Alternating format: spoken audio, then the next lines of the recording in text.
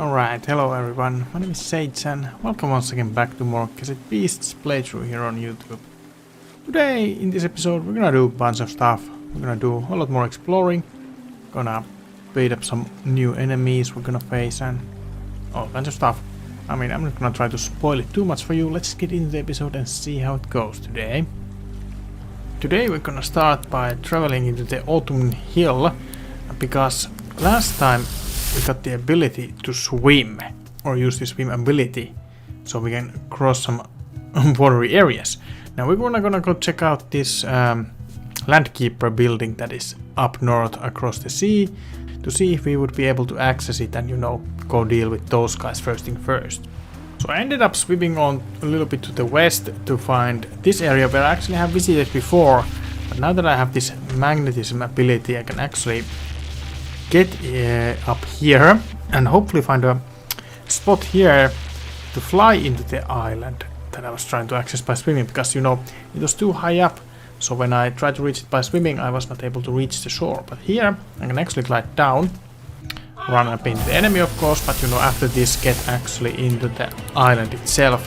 Thankfully we can easily run away from these guys real quickly like so, and yeah, here we can just actually do a little bit of gliding and find our way from here.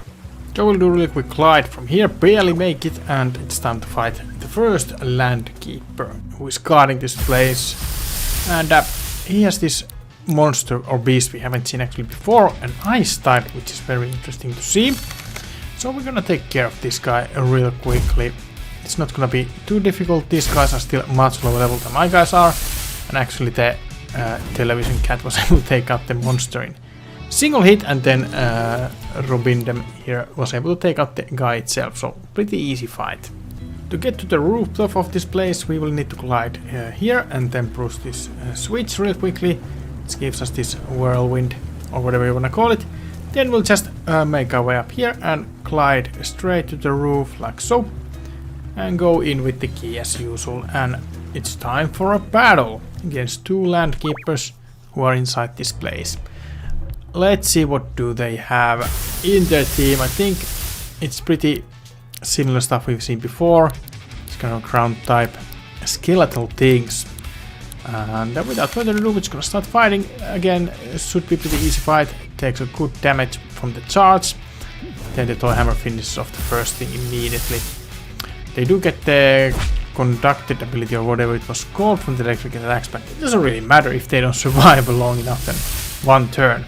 They do have these stronger forms of these monsters as the like second beast in the team, so it's not gonna be like a walk in the park that much.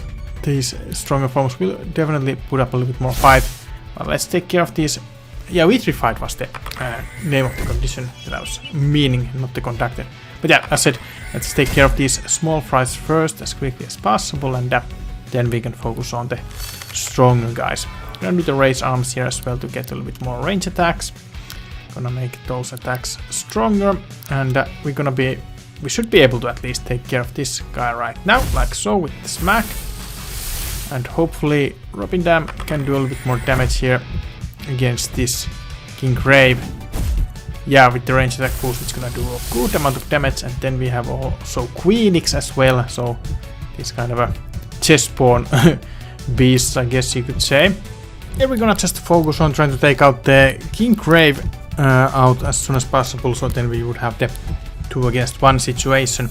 Heal up the television kitten though, because, you know, it was about to completely go down. As you can see, the King Grave can definitely do a good amount of damage if it decides to. It still gets one more technique in before it goes down, and now we just have to deal with the Queenix. We're just gonna hope that it's not going to be able to take our guys out from this range, though it is a little bit risky decision to do. But hey, we're gonna have a little bit of faith. I don't want to waste all my recovery items in this single fight. Let's see how it goes. So it will do the damage roll attack, thankfully against the Robindem, who can take that hit pretty damn well. Even though he gets some debuffs, we're still fine. Fortunately, we missed some attacks here. The Queenix did set up the Gambit status itself. I don't 100% remember what it actually means, but at least our television kitty is missing a lot of attacks now, so maybe the Gambit ability affected the accuracy somehow. But it's still fine, we're still doing pretty good damage here with the Robin dam as well. So even if the kitten here, Telekitty, I don't remember what this thing was called, but even if he is missing some attacks, we still are able to get the win quite easily.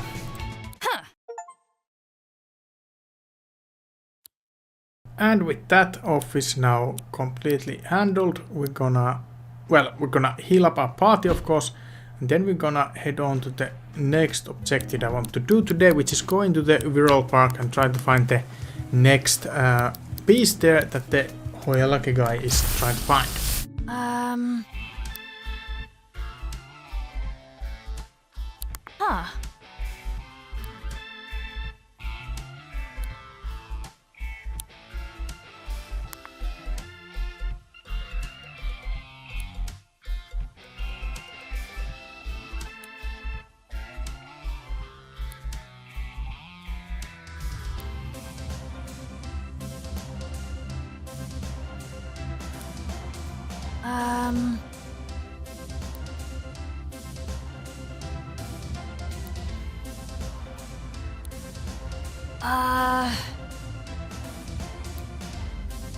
After this dialogue with Meredith, we get one more relationship level upgrade, which is nice, makes our fusions a bit stronger once again.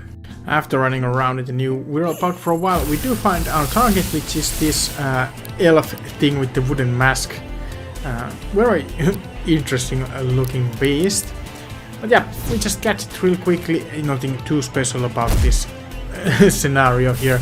We just use our one of the better tapes, then record it and get it added to the backlog of our beast, and then we can report back to the Hoyalake guy. Greetings! Oh!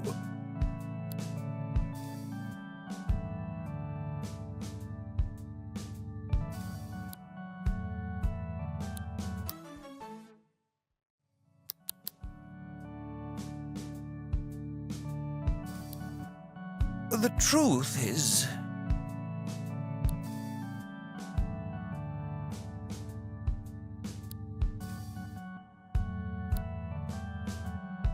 Thank you! And thus the On the Hunt quest is complete, and he actually doesn't really ask us to go after any specific monster no more. Greetings! But now he just wants us to record as like different amounts of the beasts. We had now gotten 28, and he actually rewards from us from that pretty handsomely. Now he says to return to him once we have recorded 30 monsters, so I guess he will give some more rewards after that. Also, while we were, running around in the city, I caught a couple more rumors. Here we can see some of them. One of them was the superheroine, and also we got some for some specific captain, and also this ruin rumor as well. We're gonna start today with the superheroine rumor and go check what that is all about. After beginning my exploration to these new areas, I kinda have accidentally find my way on the other side to the harbor town, where we can also now lower the bridge to the other side. So now we have access to this side as well. Well, for the starters, I don't really find anything super interesting here. I go through the buildings, real quickly. From here, we can actually still find the most interesting thing, for me at least, from this side of the harbor town. This little kid talks about like these bootleg versions of beasts that have different coloring, different typing as well, and can learn some stronger attacks and stuff like that. And he actually also gives us one of these bootleg versions. So basically, this is, well, appearance-wise, this is like maybe something a bit similar to the shinies that are available in Pokémon. But besides just the change of the color palette, they also get some other benefits as well, which makes these much more valuable than what the shiny Pokémon would be in Pokémon games for it. But besides that, only other vaguely interesting thing I found here is this girl who gives me a quest to go plant saplings all around the harbor town, which I'm not gonna go do, at least for the time being. I'm not sure if there's going to be any worthwhile reward even in stake here with this quest. But we got it there, and that's pretty much all. We're gonna continue now exploring towards the new areas and trying to find that superheroine. So I have arrived here to the western parts of the map, and fights here actually have been pretty tough. The enemy levels have been much higher, and the trainer fights has been more difficult to handle. But I made it through into this rest point, and right behind there we can see a place where we can interact with about this room or about the superheroine. So we'll see what's gonna happen once we interact with it.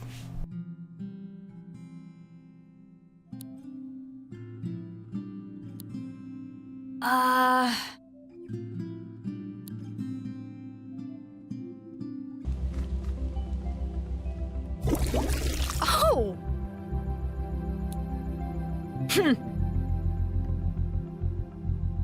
Come. So this mysterious woman shows up out of nowhere to help us to fight against these very interesting looking monsters. So it's 3 against 3 situation. I mean, it's pretty even match, so let's just go with it and see how this is going to go.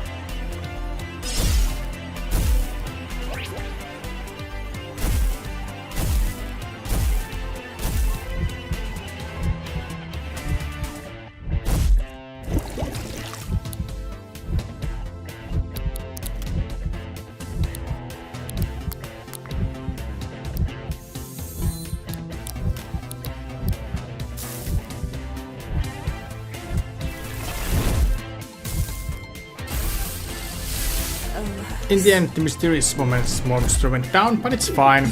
We were still able to take care of these 3, even if it was a bit of a, tough fight.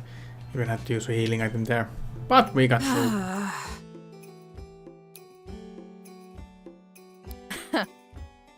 I am Viola of Messaline.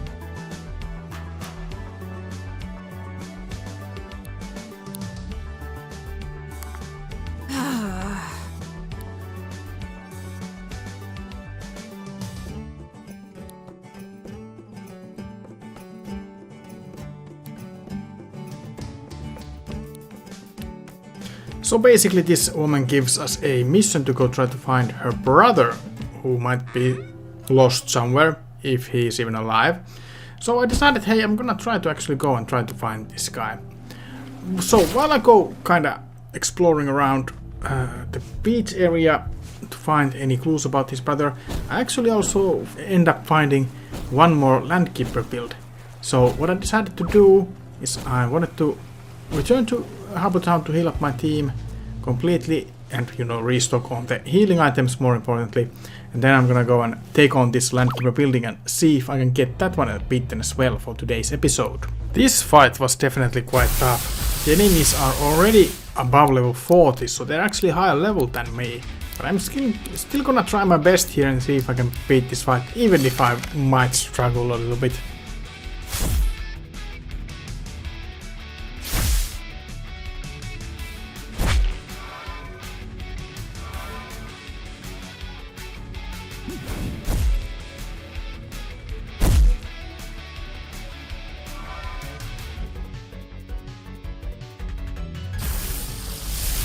One pretty hard thing in this fight is that apparently this Kinggrave is getting attack boosts whenever fellow team member goes down. So it's gonna make this guy hard even harder and harder every time other guy goes down. So that was a little bit oversight from my end of not actually realizing that in the middle of the battle that quickly, and then just still trying to focus on taking out the other guy where it could be probably better idea to take out the Kinggrave first.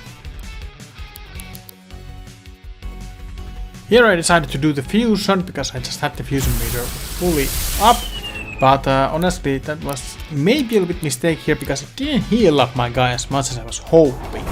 So we're still gonna be taking a lot of damage. We kind of still remain kind of in low HP. Although I gotta say this fusion definitely looks pretty cool if nothing else. But yeah, we definitely need to be using a lot of healing items here to keep ourselves healthy and try to win this fight.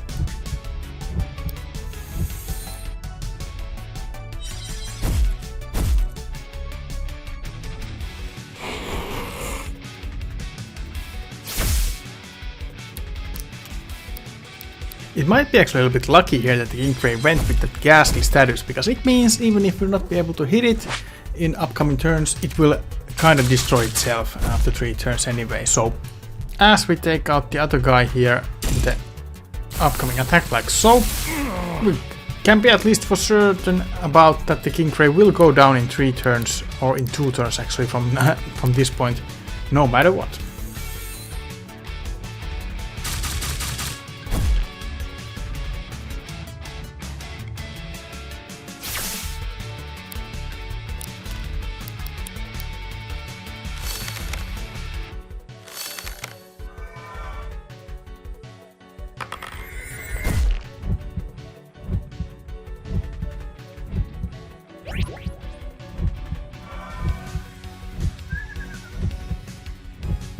Unfortunately, as it goes down though, it puts our fusion asleep. So now we can do pretty much nothing else but just keep on healing and hoping that we wake up as soon as possible so we can keep on attacking and try to take out this Queenix next.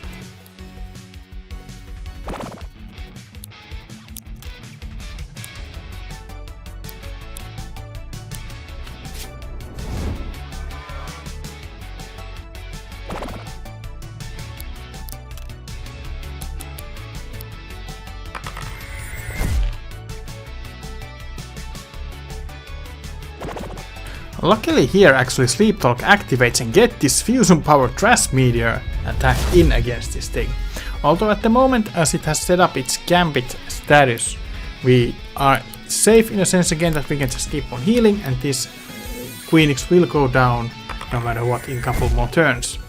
I don't know why all of these enemies have so many these kind of a self-destructive status that they will set on themselves. I mean, they have the good benefit if you can win the fight in a couple of those turns, but if you cannot, then you just automatically lose. So yeah, it's not the smartest way necessarily to go about it. And yeah, as you can see, the gambit ends, so the enemy goes down and we win the fight.